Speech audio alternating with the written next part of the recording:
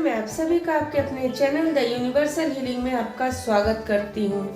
Guys, आज जैसे आपको पता है गुरुवार है, बाबा का दिन है, तो चलिए शुरू करते हैं। देखते हैं बाबा का संदेश आज हमारे लिए क्या है। ओम गण गणपत्याय नमः, ओम नमो नारायण, ओम साईनाथाय नमः। मैं हमेशा की तरह आज भी 3 पायल रखूंगी, 1 2 3।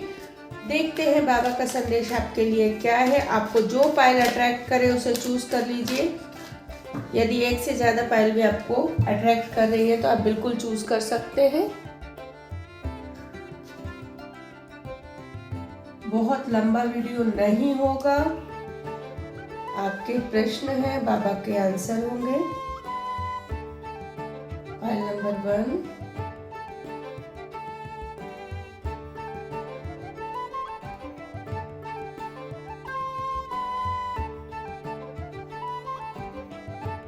पायल नंबर 2,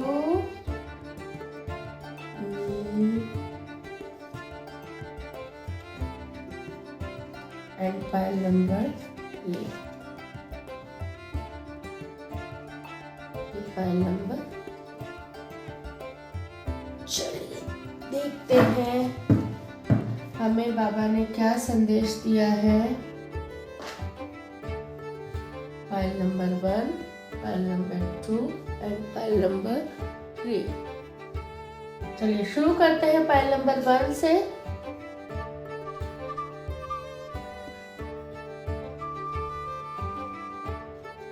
फर्स्ट कार्ड है पुनरावृत्ति, स्वेच्छा और कृपा। सबसे पहले तो जब तक सबक ना सीख लें तब तक इस जीवन में उन्हीं घटनाओं की पुनरावृत्ति होती रहेगी। पायल नंबर 1, हो सकता है कुछ प्रॉब्लम में फंसे हो, कुछ परेशानियां बार बार आ रही हो, आपको बहुत हेडेक हो रहा हो, तो या हेल्थ इशू हो रहा हो, बार बार एक ही चीज, एक ही गलती आप रिपीट कर रहे हैं, जिसके कारण सेम प्रॉब्लम हो रही है आपको। हो सकता है किसी से लड़ाई झगड़ा हो रहा हो, हेल्थ इशू कैसे हो सकता है आपका स्टमक ठीक नहीं रह रहा हो सकता है आप कुछ ऐसा खा रहे हैं, आपको पता है इसके खाने से आपको परेशानी होने वाली, फिर भी आप खा रहे हैं और फिर भगवान को दोष दे रहे हैं, ईश्वर को दोष दे रहे हैं। तो बाबा का कहने का ये मतलब है, बाबा का ये संदेश देना चाहते हैं कि जब तक आप अपनी गलतियां सुधारोगे नहीं तब तक आपको ये जो परेशानी आपकी लाइफ में होती रहेंगी। और भी चीज़ों से रिलेटेड हो सकती हैं परेशानियां, आपकी हेल्थ से हो सकती हैं, बिजनेस में हो सकती हैं, हो सकता है एक ही गलतियां बार बार आप कर रहे हो, ऑफिस में हो सकती हैं, या स्टडी में आपको कुछ याद नहीं हो रहा है बार बार, तो हो सकता है कुछ मिसिंग कर रहे हो स्टूडेंट्स। तो इस चीज़ का ध्यान रखिए।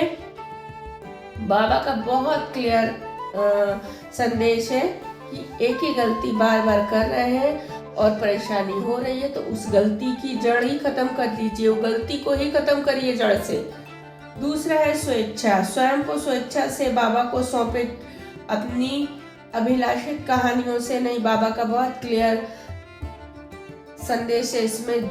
अगर आप बाबा पे बिलीव करते हैं तो बाबा की शरण में आइए, नहीं करते हैं तो नहीं आए, किसी के कहने पे बिल्कुल नहीं आने की जरूरत है उनकी शरण में। अगर आप उन पे विश्वास करते हैं कि हाँ बाबा हमारी परेशानियां हल करेंगे या बाबा हमारे साथ हैं, तो बिल्कुल उनके पास आप आइए, बाबा से हेल्प मांगिए, आपको 100% हेल्प मिलेगी।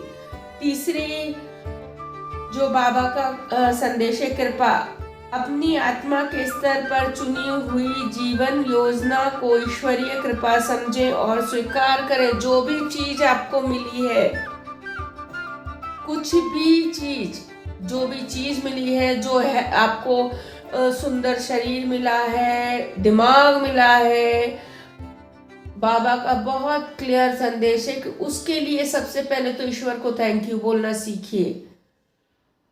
सबसे पहले आभार प्रकट करना गाइस सीखिए कि आपने मुझे ये दिया। बहुत लोगों के पास तो वो भी नहीं है जो आपके पास है ना।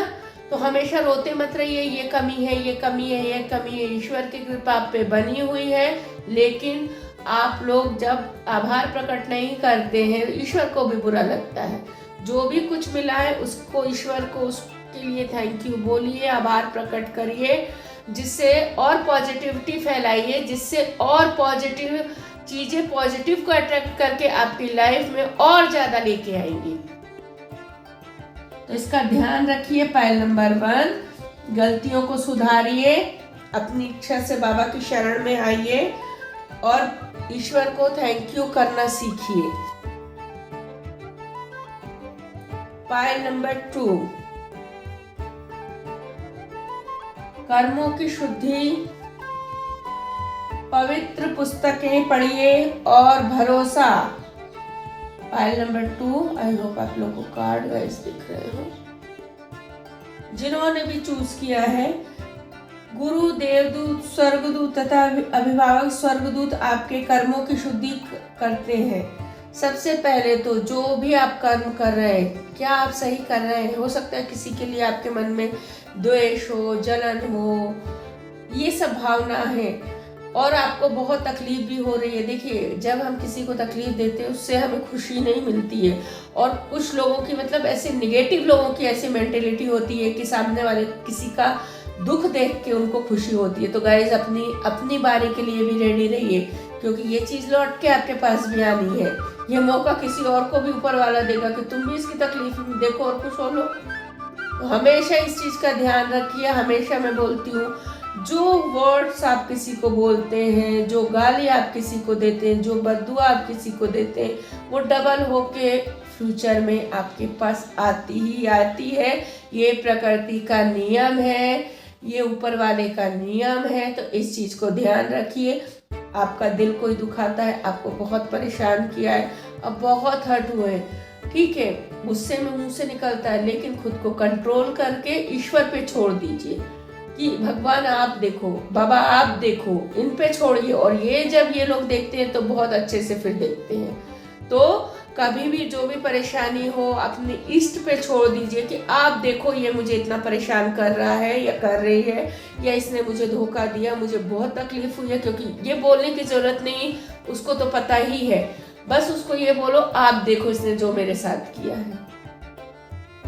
पवित्र पुस्तकें, हो सकता है अभी आपका मन विचलित हो, परेशान हो किसी चीज को लेके, तो बाबा का बहुत क्लियर संदेश है, पवित्र पुस्तकें पढ़िए। यानी कि स्पिरिचुअल बुक्स जो होती हैं वो पढ़िए। उसमें आपके प्रश्नों के उत्तर भी मिलेंगे, आपको पढ़ने से अच्छा भी लगेगा और नॉलेज भी आपको होगी।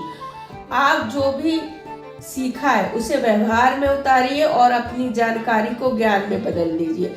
जो भी आपने वो बुक पढ़ी है, जो स्पिरिचुअल बुक्स पढ़ी है, उसको सबसे पहले तो अपनी लाइफ में उतारिएगा इसे, है ना। किसी को एडवाइस देने की जरूरत नहीं है। आप एडवाइस आपकी तभी फलित होगी जब आप वो काम खुद करते हैं।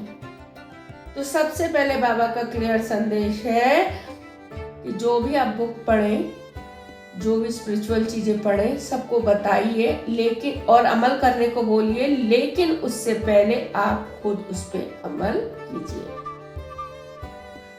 तीसरा कार्ड है बाबा का भरोसा। बिलीव रखिए, धैर्य रखिए, धीरज रखिए। आपके पास उत्तर ना हो फिर भी इंतजार कीजिए और भरोसा रखिए। यहाँ पे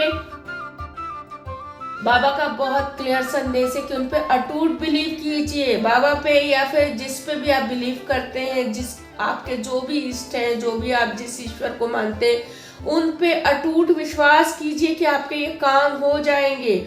और पेशेंस बनाए रखिएगा। कुछ टाइम ऐसा होता है जब डिवाइन टाइम आता है तभी वो काम होते हैं। क्यों?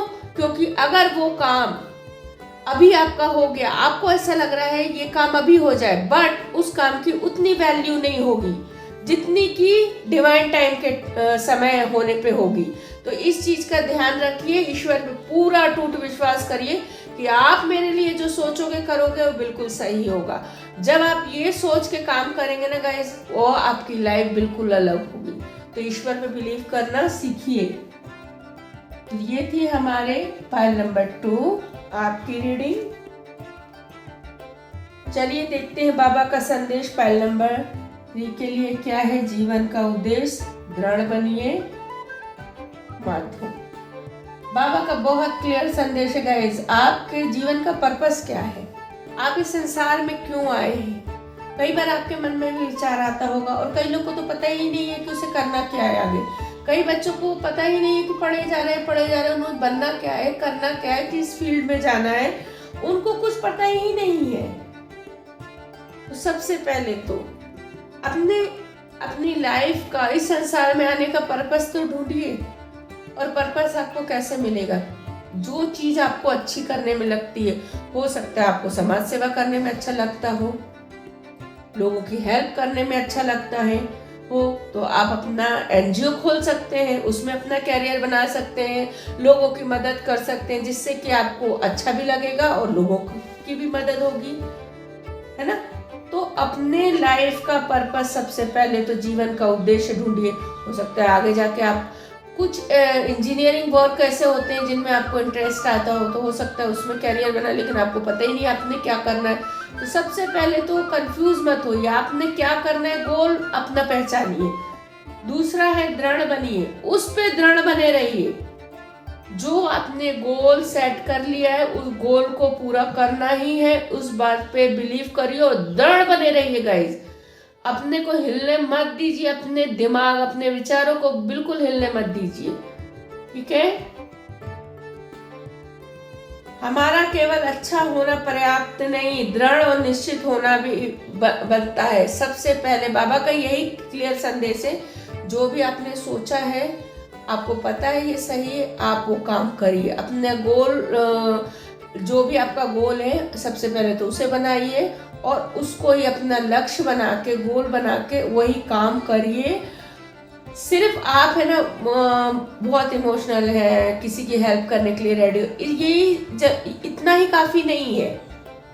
आपको कई बार ढीठ बनना पड़ेगा, कई बार जिद्दी बनना पड़ेगा। किस लिए? अपने काम के लिए, कि जिद करके ये काम आज पूरा करना है, मतलब करना है, यानी आलस नहीं करना। यहाँ ये जो जिद है ना, ये आपका पॉजिटिव साइड है। तीसरा, माध्यम, आप मेरे कार्य का माध्यम हो, मैं आपके मेरे कार्य का माध्यम बनाता हूँ। सबसे पहले हो सकता है आप कुछ ऐसे काम कर रहे हो, किसी को हेल्प पहुंचा रहे हो, किसी को राह दिखा रहे हो, टीचर हो सकता है आप समाज सेवक हो। तो जो भी आप काम कर रहे हैं, आप ये खुद नहीं कर रहे हैं, ईश्वर आपसे ये काम करवा रहे हैं, क्योंकि डायरेक्ट ईश्वर तो उतर के आएंगे नहीं। तो वो आपको अपना माध्यम बना के, आप कितने भाग्यशाली हैं कि ईश्वर ने स्वयं चुना है आपको अपना माध्यम, अपनी बात कहने का। हो सकता है दो लोगों के बीच में कुछ ऐसी बातें हो रही हो, या उन तक कोई किसी को मैसेज पहुंचाना हो, तो बाबा ने या ईश्वर ने आपको चुना है। तो आप अपने को भाग्यशाली समझिए। आई होप गाइस रीडिंग आपको पसंद आई होगी। पसंद आई तो चैनल को सब्सक्राइब करिए, लाइक करिए, कमेंट करिए, शेयर करिए और बेल बटन जरूर दबाइएगा, ताकि जब भी मैं वीडियो डालूं आपको मिल जाए। Thank you so much.